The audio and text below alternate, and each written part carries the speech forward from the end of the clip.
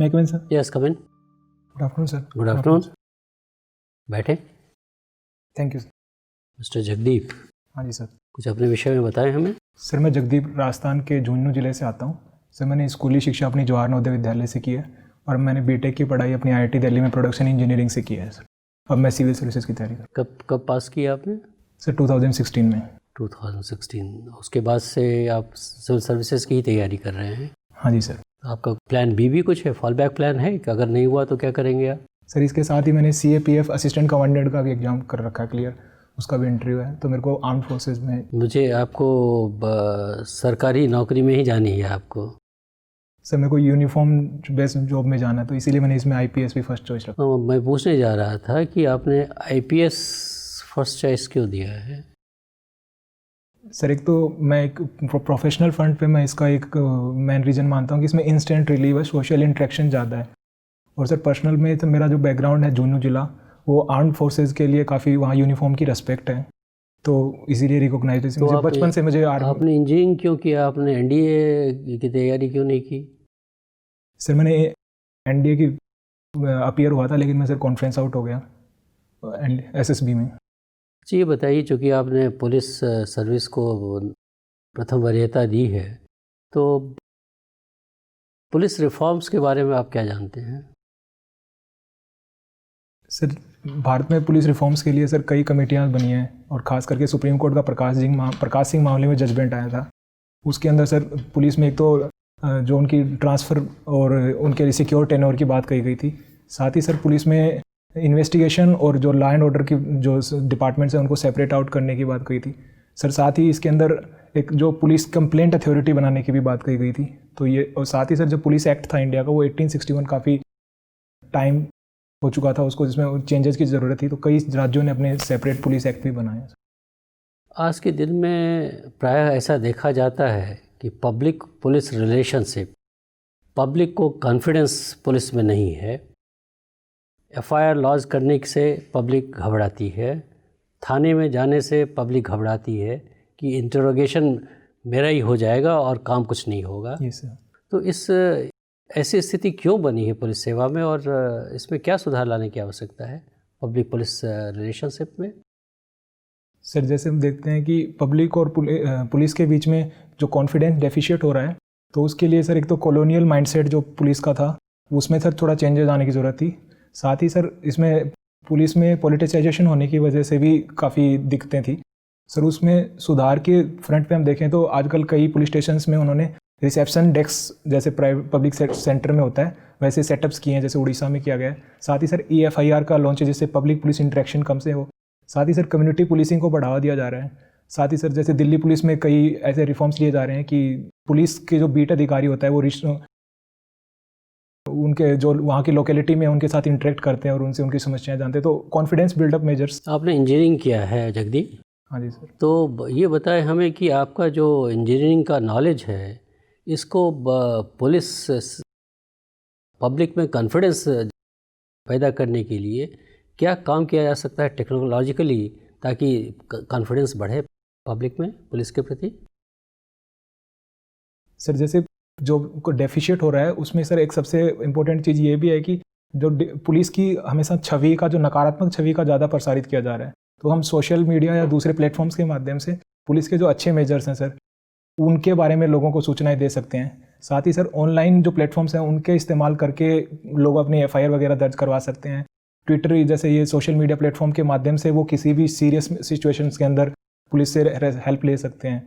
साथ ही सर हम लोग आउटरीच प्रोग्राम में किसी, जैसे पुलिस के पास ट्रैफिकिंग का भी जो है सिस्टम, तो उसमें भी पुलिस लोगों से सहयोग बढ़ा सकती है सर। पुलिस की अपनी समस्याएं क्या हैं? सर पुलिस की अपनी डिपार्टमेंटल बेसिस पे भी समस्याएं हैं सर, जैसे कि पुलिस में फ्रीक्वेंट ट्रांसफ़र होते हैं। साथ ही पॉलिटिजाइजेशन ज़्यादा होने की वजह से उनके ऊपर राजनीतिक दबाव बना रहता है। साथ ही सर पुलिस में नियमित जो घंटे निश्चित नहीं है, और साथ ही हाउसिंग वगैरह दूसरे भी सुविधाएं उतनी पर्याप्त मात्रा में नहीं है, जिससे पुलिस भी सेंसिटिव नहीं हो, थोड़ी स्ट्रेस आउट रहती है और वो अच्छे से व्यवहार नहीं कर पाती सर लोग। पॉलिटिकल इंटरफेरेंस को कैसे हटाएंगे आप? आप तो डेमोक्रेटिक सेटअप में आप काम करेंगे, आप एग्जीक्यूटिव के पार्ट हैं, पॉलिटिशियंस से आप बच पाएंगे?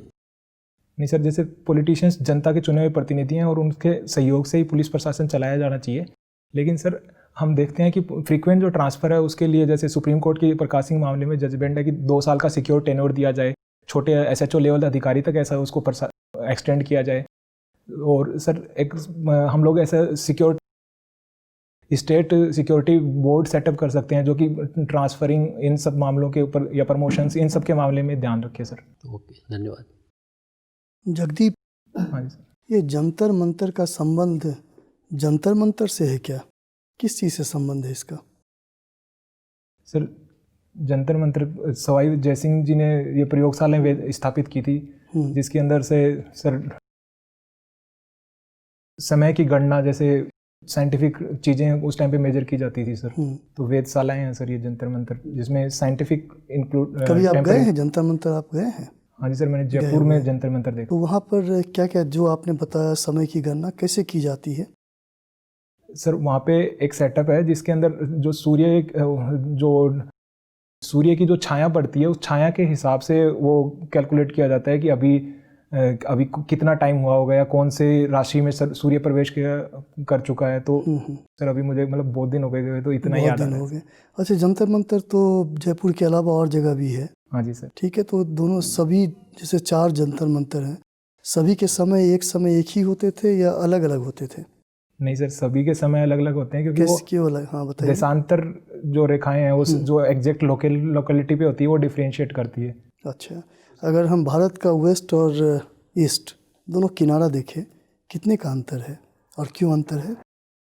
सर मुझे एग्जैक्टली अभी याद नहीं, लेकिन अप्रोक्सीमेटली अराउंड 32 डिग्री का डिफरेंस। नहीं, डिग्री ने मुझे समय का बताइए ना। आप तो समय का सर 2 घंटे के आसपास का डिफरेंस है सर। कैसे आप डिसाइड करते हैं समय को, कैसे डिटरमाइन करते हैं? सर हर एक देशांतर के साथ 4 डिग्री जब 4 मिनट, हाँ 4 मिनट का कैलकुलेशन होती है। तो अच्छा ये मुझे बताएं, आप तो इंजीनियरिंग बैकग्राउंड के हैं, राजस्थान में इंजीनियरिंग मार्वल अगर कोई उदाहरण हम देखें तो क्या उदाहरण आप दिखा सकते हैं मुझे? ये देखिए सर, इंजीनियरिंग का सबसे बड़ा नमूना। सर जैसे राजस्थान में फोर्ट्स काफ़ी बनाए गए हैं और ख़ास करके इतनी पहाड़ियों पे फोर्ट्स बनाए गए हैं, तो उनके लिए जो सेटअप्स की आवश्यकता है या बड़े पत्थरों को नीचे से ऊपर ले जाना है, जैसे कुंभलगढ़ का जो है फोर्ट है उसकी जो बाहरी दुर्ग है वो काफ़ी मतलब सिविल इंजीनियरिंग का काफ़ी अच्छा नमूना है सर। अच्छा नमूना है। इसमें कहीं प्रोडक्शन इंजीनियरिंग का भी कोई उदाहरण है क्या? सर प्रोडक्शन इंजीनियरिंग बेसिकली सभी जो प्रोडक्शन पार्ट है उसमें रिसोर्स मैनेजमेंट, एफिशिएंट टेक्नोलॉजी का यूज़, तो ये सब आई थिंक सभी जो भी कार्य होता है उसमें सभी जगह प्रोडक्शन इंजीनियरिंग का एप्लीकेशन है। अच्छा, ये हरियाणा के जाट और राजस्थान के जाट क्या अंतर है? सर जैसे हरियाणा के जाट और राजस्थान के जाटों में एक तो सर समृद्धि का स्तर है, इकोनॉमिक जो स्तर है वो हरियाणा के जाटों में बेहतर नज़र आता है कंपेयर टू राजस्थान में। साथ ही क्योंकि सर राजस्थान में पॉलिटिकली भी जाटों के बजाय जब एंशिएंट टाइम में हम मिडाइवल टाइम में देखते हैं तो राजपूतों का साम्राज्य था, तो राजपूत राजा हुआ करते थे, जबकि हरियाणा के अंदर ऐसा नहीं था सर। हरियाणा में स्थानीय जाट समुदाय का ही। अच्छा, आपने कहा जो हरियाणा के जाट ज़्यादा समृद्ध, तो फिर वहाँ के जाट रिजर्वेशन आरक्षण के लिए क्यों बात करते हैं? जब वो समृद्ध हैं तो आरक्षण की क्या ज़रूरत है? सर जैसे हरियाणा के जाटों की समृद्धि का जो मेन कारण था वो एग्रीकल्चर था, जो कि रिवॉल्यूशन के बाद काफ़ी इंप्रूवमेंट हो गया था। लेकिन अब करंट सिनारियो में हम देखते हैं कि एग्रीकल्चर डिस्ट्रेस बढ़ रहा है, तो उसकी वजह से उनको ऐसा लग रहा है कि उनके रोजगार, तो उनको आरक्षण चाहिए। आपका क्या मत है, मिलना चाहिए या नहीं? नहीं सर, जैसे माननीय सुप्रीम कोर्ट ने भी रामपाल केस के अंदर ये बताया था कि आरक्षण सिर्फ सोशली एजुकेशनली फ्रंट पे दिया जा सकता है। तो इन 2 पैरामीटर्स पे हरियाणा के जाटों को खरा नहीं उतरा गया था, इसलिए उनकी जो हरियाणा सरकार ने उनके लिए आरक्षण का प्रावधान किया था। अच्छा, मुझे लास्ट में एक सवाल का जवाब दे दीजिए। माउंट आबू में, ठीक है, 4 राजपूत क्लैन उनका उदय हुआ था, चारों के नाम बता दीजिए। अग्निकुल आपको याद है ना? हाँ जी सर। हाँ, हिस्ट्री के स्टूडेंट है, चारों के नाम बता दीजिए। सर गोहिलास थे, श्योर, सर्टेन रहिए। सॉरी सर, इतने बड़े बड़े नाम हैं। और आप? चौहान थे सर, और परमार और प्रतिहार, सॉरी सर मुझे एग्जैक्टली याद नहीं। चलिए, अच्छा है, थैंक यू। इंजीनियर होकर आपने हिस्ट्री रखा है, इंडियन हिस्ट्री के समानांतर राजस्थान की हिस्ट्री चलती है।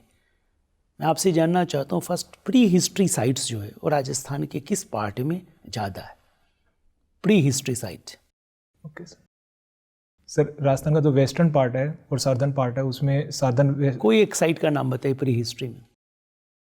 सर कालीबंगा जो साइट है जो हनुमानगढ़ में है राजस्थान वेस्टर्न पार्ट में। क्या गिलुंड और आहर प्री हिस्ट्री साइट नहीं है? हाँ जी सर। ये तो वेस्ट में नहीं है, तो साउथ में? हाँ सर, साउथ वेस्ट में दोनों बताना चाह रहा था आपको। अच्छा उदयपुर। अच्छा, आहर कल्चर और गिलुंड कल्चर में क्या डिफरेंस है? बेसिक डिफरेंस है कि बता दीजिए। इन दोनों में कांसा का उपयोग कहाँ किया जाता था, गिलुंड में या आहर में? सर आई थिंक गिलुंद में किया जाता था। आहर में। Sorry sir. अच्छी बताइए, आपको हड़प्पा सिविलाइजेशन के जितने साइट्स हैं वो राजस्थान के नॉर्थ वेस्ट में, हाँ जी सर। बाकी जगह क्यों नहीं, क्या कारण है? सर आई थिंक जो घग्गर नदी आती है जिसके आसपास सभ्यताएं विकसित की गई थी वो आके हनुमानगढ़ में आके ख़त्म हो जाती है सर। तो सर नॉर्थ वेस्ट पार्ट के आगे वो एक्सटेंड नहीं होती है, तो इसलिए वहाँ तक। राजस्थान का जो पार्ट है उसमें कितने महाजनपद आते थे? पूरे राजस्थान में कितने महाजनपद आते थे? मत्स्य से विराटनगर जो आता था। और कोई नहीं आता था? अभी एक ही। अवंती में कोई पार्ट नहीं आता था राजस्थान का, south western part, Chittorgarh, Hadoti? Sir अभी मुझे ध्यान नहीं है सर उसका। अच्छा सर। अच्छा बताइए, आपको राजस्थान में आपको मेडिवल पीरियड में, अर्ली मेडिवल पीरियड में गुर्जर प्रतिहार है। हाँ जी सर। और उसके बाद राजपूतों का आपको काल है। अब बताइए, जो चौहान थे उनका लोकलाइजेशन आपको अजमेर है। जी सर। मेवाड़ में कौन से वंश थे? जैसलमेर में कौन वंश था? भाटीज थे सर। भाटीज थे, ठीक है। जोधपुर में? याद नहीं। अच्छा चलिए कोई बात। आप पैरामिलिट्री फोर्स से जुड़े। इंटरनल सिक्योरिटी में 3 तरह के फोर्स हमारे यहाँ काम कर रहे हैं। एक मिलिट्री है, दूसरा पैरामिलिट्री फोर्स है और तीसरा हमारा पुलिस है। पैरामिलिट्री फोर्स हमारे 2 तरह के, एक बॉर्डर को सिक्योर करता है, दूसरा इंटरनल सिक्योर करता है। Yes sir. बताइए, हमारे आपको गुजरात राजस्थान के बॉर्डर को सिक्योर करने के लिए कौन सा पैरामिलिट्री फोर्स है? Sir BSF. बीएसएफ। और हमारा नेपाल भूटान के बॉर्डर को सिक्योर करने के लिए कौन सा फोर्स है? सर एसएसबी है। और म्यांमार के बॉर्डर के लिए? सर आसाम राइफल्स और बीएसएफ है सर। और जो इंटरनल सिक्योरिटी के लिए, इंटरनल के लिए, उसमें आप कुछ पैरामिलिट्री फोर्स का नाम बताइए। ये तो बॉर्डर वाले हो गए। सर सीआरपीएफ है जो कि, और साथ में जो गवर्नमेंट या जो पब्लिक साइट्स हैं उनके लिए सीआईएसएफ का इस्तेमाल। रैपिड एक्शन फोर्स क्या करता है?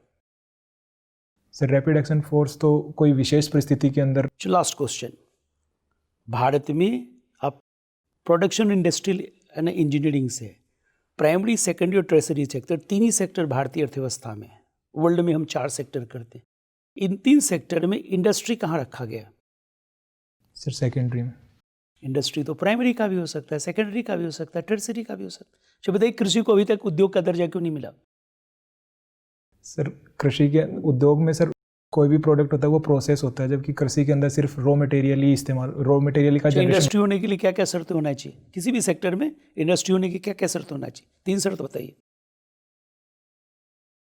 सर एक तो कोई भी रॉ मटेरियल आप उसको प्रोसेस कर रहे हो, वो चाहे इंटरमीडिएट गुड बना रहे हो। ऑर्गेनाइज होना चाहिए, नहीं होना चाहिए? सर दोनों हो सकते हैं सर। अनऑर्गेनाइज भी इंडस्ट्री हो सकता है? हाँ सर, यदि कोई ऑर्गेनाइज सेक्टर की डेफिनेशन के क्राइटेरिया में नहीं। Thank you. Jagdeep, IIT Delhi से आपने इंजीनियरिंग किया है। Yes sir. तो हिस्ट्री ऑप्शनल क्यों ले लिया आपने? सर हिस्ट्री ऑप्शनल लेने में सर एक तो मेरा हिस्ट्री में इंटरेस्ट रहा है। सर दूसरा जो मेरा इंजीनियरिंग का स्ट्रीम था वो अभी इन सिलेबस में अवेलेबल नहीं है यूपीएससी में। और सर थर्ड कारण जो है वो कि हिस्ट्री का जो कोर्स का सिलेबस है वो जीएस के पेपर में भी ओवरलैप करता है। तो हिस्ट्री में कौन सा पोर्शन आपको सबसे पसंद है? फेवरेट पोर्शन क्या है आपका इतिहास में? सर मुझे मॉडर्न हिस्ट्री ज़्यादा। मॉडर्न में कौन सा section? Sir Indian national movement. Indian national movement. हाँ जी सर। अच्छा ये बताइए, आपने जो है प्रेफरेंस दिया हुआ है police service. Yes sir. SP के ऑफिस को किसने क्रिएट किया था? सर एसपी ऑफिस की शुरुआत नॉर्थ वेस्ट रीजन में, सर एग्जैक्टली मुझे उनका याद नाम नहीं आ रहा जो उस वहाँ कब क्रिएट हुआ था ये एसपी का ऑफिस? सॉरी सर मुझे याद नहीं आ रहा। आईपीएस कब बनाया गया? सर 1861 पुलिस एक्ट के अंदर। श्योर है आप? सर पुलिस फ्रेजर कमेटी के बारे में बताइए।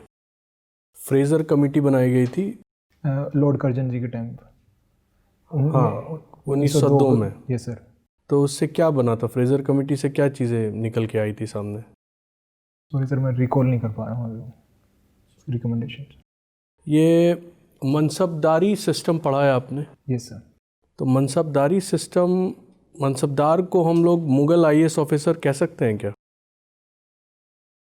मनसबदार को मुगल आईएएस ऑफिसर कहा जा सकता है? सर कुछ जो उसके पैरामीटर्स हैं उस पे वो आईएएस ऑफिसर। जैसे क्या? सर जैसे वो रेवेन्यू का वहाँ का उसकी कलेक्शन की जिम्मेदारी होती थी, साथ ही वो ट्रांसफरेबल भी था वहाँ पे। लेकिन सर उनको लैंड ऑर्डर मैनेजमेंट करने की जिम्मेदारी नहीं दी जाती थी। मनसबदारी का जो सिस्टम है वो किसने शुरू किया और कहाँ से आया ये? सर मनसबदारी प्रथा की शुरुआत अकबर के समय में की गई थी सर। कहाँ से ये, इसको कौन से मॉडल से है ये, किस कंट्री से लिया गया? सर ये मिडल ईस्ट में जो दशमलव प्रणाली चलती थी उसी के अनुसार आई थिंक उसी से लिया गया। अच्छा ये बताइए कि मिडिवल टाइम में हम लोग देखते हैं कि बहुत सारी जो मंदिर है उसको डिमोलिश किया गया औरंगज़ेब के टाइम में और फिरोज शाह तुगलक के टाइम में। तो क्या वजह थी जो औरंगज़ेब के टाइम में मंदिर इतने जो है गिराए गए, या फिरोज शाह तुगलक के टाइम में क्यों गिराया गया? क्या वजह था? क्या इसका एक धार्मिक कारण था या कोई पॉलिटिकल रीज़न था? क्या था ये, क्या वजह थी? सर मिडाइवल टाइम में जो मंदिरों को डिमोलिश करने की मुझे उसमें पॉलिटिकल रीजन ज़्यादा नज़र आते हैं सर, क्योंकि इससे वो एक कम्युनिटी बेस की सपोर्ट ले सकते थे और इसकी आड़ में वो अपने राजनीतिक महत्वाकांक्षाओं की पूर्ति कर रहे थे सर। जैसे कोई एग्जाम्पल दीजिए कोई मंदिर के बारे में। सर जैसे औरंगजेब के टाइम पे गुजरात में कई मंदिर तुड़वाए गए थे।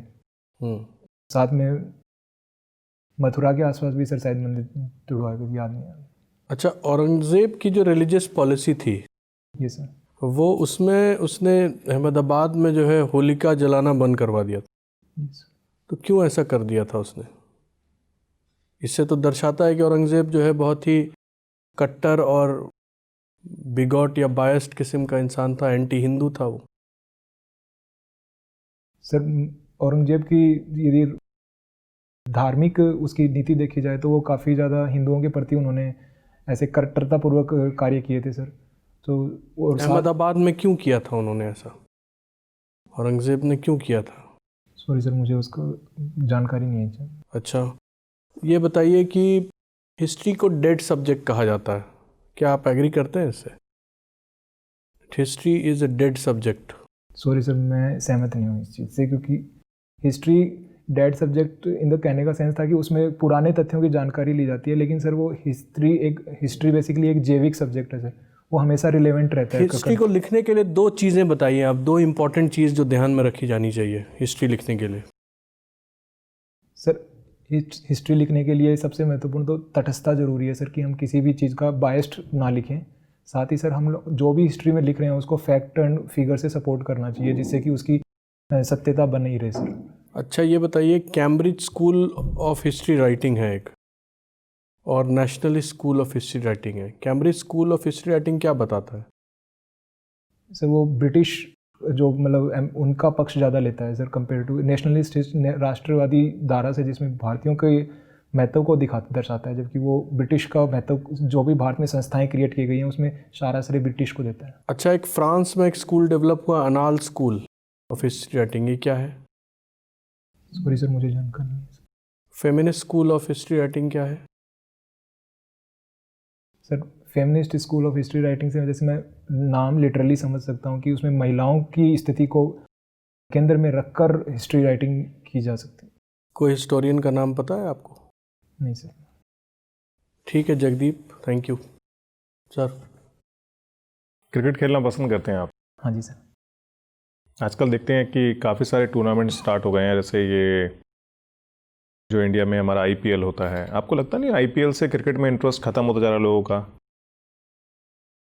पहले 50 ओवर्स का होता था, टेस्ट मैच होते थे, अब 20 है, 2 घंटे में मैच हुआ ख़त्म। सर मुझे लगता है कि आईपीएल की वजह से क्रिकेट में इंटरेस्ट लोगों का बढ़ा है, पर क्योंकि टैलेंट तो जैसे- कम हुआ है।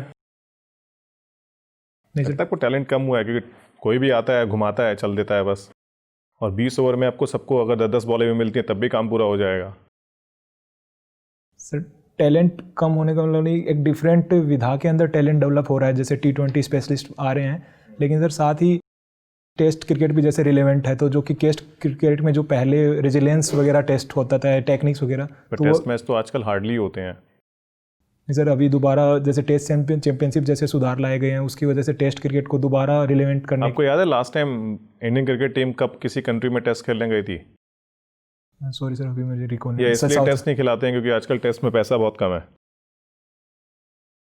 नहीं सर, टेस्ट क्रिकेट में क्रिकेट की उसकी टेक्निक्स की असली टेस्टिंग तो टेस्ट क्रिकेट में होती है, तो टेस्ट क्रिकेट में दोबारा टेस्ट चैंपियनशिप जगह तभी तो मैं कह रहा हूँ कि आजकल थोड़ा टैलेंट कम होता जा रहा है, क्योंकि जो अच्छे क्रिकेटर होते हैं वो टेस्ट खेलना चाहते हैं, और जो बल्ला घुमाते हैं वो आजकल 20 खेलना चाहते हैं।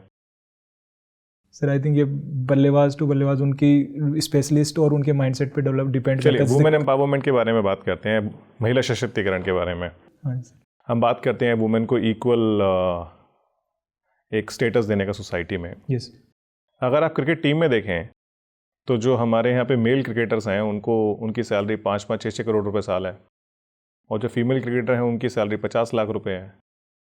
Yes sir. क्यों इतना भेदभाव? सर जैसे बीसीसीआई में कॉन्ट्रैक्ट सिस्टम होता है, उसमें डेफिनेटली उनमें वेरी करता है दोनों में, लेकिन सर वुमेन क्रिकेट में जैसे व्यूअरशिप है वो कम है सर कंपेयर टू, तो रेवेन्यू जो जनरेट हो रहा है वुमेन क्रिकेट में वो कम है, ओके। तो इसलिए वो उतना पैसा उनको दिया नहीं जा रहा, लेकिन समान पे स्केल होना चाहिए जो कि ऑफिशियल रेट में आ रहा है, लेकिन साथ में जो प्राइज मनी वगैरह है ये सब लोग स्पॉन्सर डिसाइड करते हैं सर ज़्यादातर।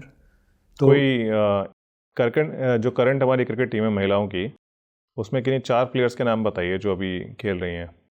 सर स्मृति मंदाना, और हरमनप्रीत कौर, शेफाली वर्मा, प्रिया पूनिया। ओके, इनमें से कैप्टन कौन है?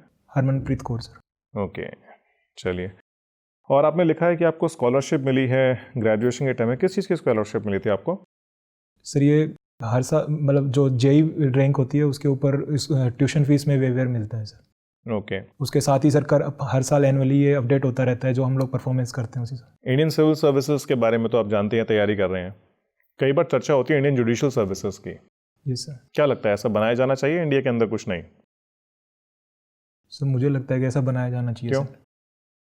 सर एक तो जुडिशियल में जो टैलेंट पूल होगा वो हमारा काफ़ी ब्रॉड हो जाएगा। अब सोचिए अगर ऐसी बात होती है तो अगर कोई नॉर्थ इंडिया से है, वो जुडिशरी का एग्जाम क्लियर करता है, उसे तमिलनाडु भेज देंगे आप डिस्ट्रिक्ट कोर्ट के अंदर, तो कहाँ लैंग्वेज समझ पाएंगे वो? लोकल कोर्ट में तो जानते सारी की सारी जिरा आपकी लोकल लैंग्वेज में ही होती है। सर लैंग्वेज का बैरियर डेफिनेटली एक समस्या जरूर है, लेकिन सर वो एक बड़ी समस्या नहीं हो सकती। जैसे हम ऑल इंडिया सर्विसेज में IAS IPS में देखते हैं जो काफ़ी अच्छा काम कर रहे हैं, तो लैंग्वेज को सर सीखा जा सकता वहाँ आप है। जानते हैं मेन पेपर वर्क सारा इंग्लिश में होता है आपका, ठीक है। अगर आप बात करें जुडिशल की, तो जुडिशरी में तो लोअर कोर्ट्स में सारा रीजनल लैंग्वेज में काम होता है। सर लैंग्वेज का सीखी जा सकती है सर, उसमें सीखी जा प्रॉपर सकती ट्रेनिंग है। के साथ यदि दिया जाए तो वो सीख सकते हैं तो आप सर। अगर तमिलनाडु भेज जा रहे हो तो तमिलनाडु पहले तमिल सीखिए फिर जाइए आप। सर वो सारा पुल हम लोग चेंज नहीं कर रहे हैं, क्योंकि सिर्फ 25% ग्रेजुअली उसको किया जा सकता है सर, तो उसमें वो ग्रेजुअली यदि ट्रेनिंग इम्पार्ट की जा सकती है तो सर कोई बंदा सीख सकता है सर। कोई अगर कोई इंडियन जुडिशियल सर्विस ज्वाइन करेगा, या मान लीजिए चल हम कहते हैं कि कोई एज अ जज ज्वाइन कर रहा है जो हाई कोर्ट एग्जाम कराता है, कौन सी टॉप पोस्ट पे पहुंच सकते हैं अगर कोई एक लोअर रैंक पे जज ज्वाइन करता है? Sir I think district session court के जज। सुप्रीम कोर्ट के जज नहीं बन सकते? सर सुप्रीम कोर्ट के जज के लिए मतलब प्रमोशन वेन्यू से वहाँ से शायद नहीं बन सकते। वहाँ से नहीं हो सकता। चलिए, थैंक यू सर। जगदीप, जी सर। पृथ्वीराज रासो का नाम सुना होगा आपने? हाँ जी सर। चांद बरदाई का नाम सुना है? हाँ जी उसने सर। लिखा है पृथ्वीराज रासो। हाँ जी सर। एक बहुत ही फेमस 2 लाइन है जो हर कोई जानता है, जो कहते हैं उसे कि 4 बांस 24 गज अंगुल अष्ट प्रमाण, ताव पर सुल्तान है मत चुको चौहान। इसका बैकग्राउंड क्या है? सर इसके अंदर जैसे चंद्रबरदाई जी ने अपने वो पृथ्वीराज आसो में एक्सप्लेन किया है, तो इसमें उनकी आंखों पे पट्टी बांध दी गई थी पृथ्वीराज चौहान के ऊपर। आप इतिहास के विद्यार्थी हैं, तो बैकग्राउंड बताएं हमें। सर मोहम्मद गौरी के साथ जो पृथ्वीराज चौहान का युद्ध हुआ था, उसके अंदर मोहम्मद गौरी के दरबार में जब उनको पेश किया गया था, तो जो उनकी आंखों पे जो पट्टी बांध दी गई थी, तो पृथ्वीराज चौहान को ये जो लाइनें हैं वो मोहम्मद गौरी के आंखों पर पट्टी क्यों बांधी गई थी? सर उनको अंधा करने, क्योंकि वो युद्ध बंदी बनाए गए थे तराइन का जो सेकंड युद्ध हुआ था उसके अंदर, तो इसलिए वो एग्जैक्ट उनकी लोकेशन बताया जा रहा था कि मोहम्मद गौरी यहाँ बैठे हैं, तो आप उनको मतलब उन्होंने पृथ्वीराज चौहान उनको तीर से मार सकते। जयचंद कौन थे? सर जयचंद पृथ्वीराज चौहान के समानांतर ही सर राजा थे हिमाचल इस सॉरी। चलिए, बहुत बहुत धन्यवाद जगदीप, आपका इंटरव्यू समाप्त होता है, आप जा सकते हैं। Thank you sir, thank you.